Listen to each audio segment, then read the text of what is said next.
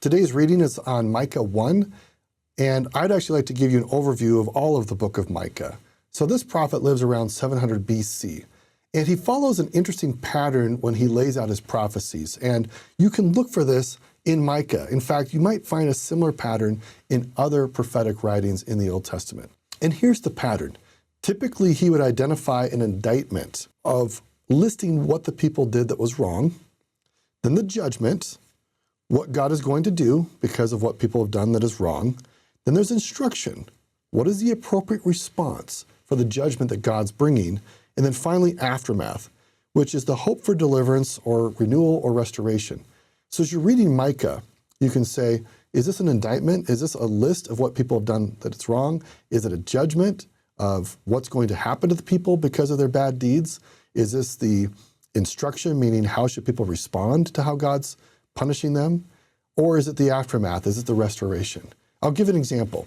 If you turn to Micah 1, you can find judgment in verses 3 to 7, or take Micah 2, for example. The indictment will be found in verses 1 and 2, judgment in verses 3 to 5, instruction in verses 6 to 11, in the aftermath in 12 to 13. So maybe you could go test out this pattern in Micah 3.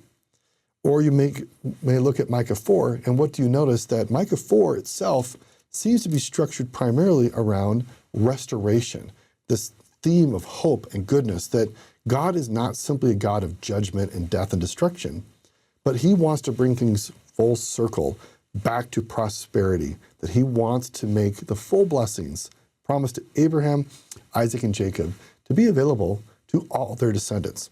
So as you read Micah, you might look for this pattern, and also when you're looking at other prophetic writers like Isaiah or Jeremiah, they also sometimes use this format of listing the indictment, what the people did wrong, the judgments that will come upon them because of their unfaithfulness to God, the instructions that they should follow in order to resolve the problems they've created, and then the restoration aftermath that they will experience.